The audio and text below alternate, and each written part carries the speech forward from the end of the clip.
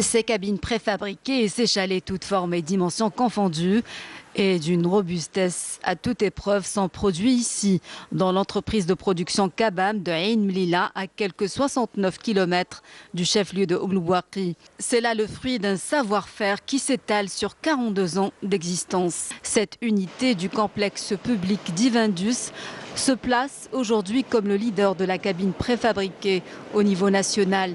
Et depuis l'année 2016, cette entreprise connaît une véritable relance. Ses capacités de production ont plus que doublé. L'entreprise a connu une baisse d'activité, puis à partir de 2016, c'est la relance sur le plan quantitatif où nous sommes passés en l'espace de 2 ans de 4-5 cabines par jour à 13 cabines par jour. Sur le plan qualitatif où on offre donc une large gamme de produits avec une qualité meilleure, une qualité supérieure. Nous avons 3 chaînes de fabrication. La fabrication de la cabine en tôle, c'est la cabine la plus robuste qui existe sur le marché de la cabine en Algérie. Et la deuxième chaîne, c'est la chaîne de fabrication de la cabine en panneau sandwich, rapide à réaliser, mais aussi à l'offre d'autres avantages aux clients. Et la troisième chaîne, c'est la chaîne de fabrication de chalets. Nous approvisionnons auprès du complexe Al-Hajjar. Donc le taux d'intégration est très élevé.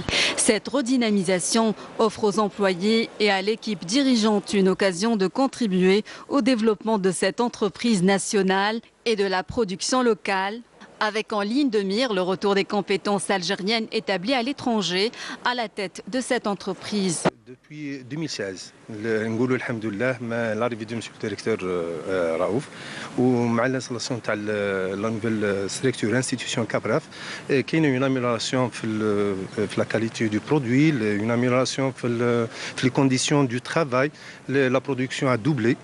Une satisfaction du client vis-à-vis de nos produits. نقولوا الحمد لله on arrive à satisfaire en qualité et en quantité, mais même le coût.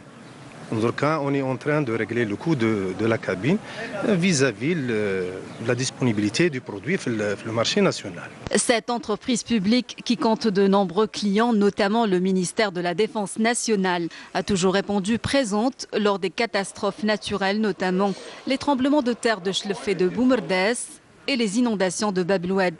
Aujourd'hui, elle répond à de nouvelles exigences et cible constamment de nouveaux secteurs, notamment le tourisme. Et la cabine écologique, panneaux solaires, nous avons pu développer cette cabine donc, avec une isolation donc sonore et thermique, mais aussi surtout c'est de permettre aux clients d'être autonomes sur le plan énergétique. Elle sera commercialisée très prochainement.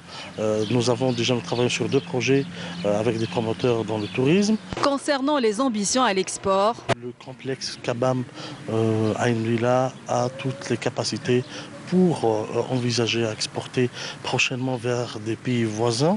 Toute mesure restrictive à l'importation sera donc la bienvenue dans le cadre de contribuer à l'amélioration des niveaux de compétitivité de l'entreprise nationale. Nous avons un projet de partenariat avec un groupe turc qui sera réalisé courant cette année. Reste un autre défi à relever pour l'entreprise Kabam, celui de la modernisation de ses équipements.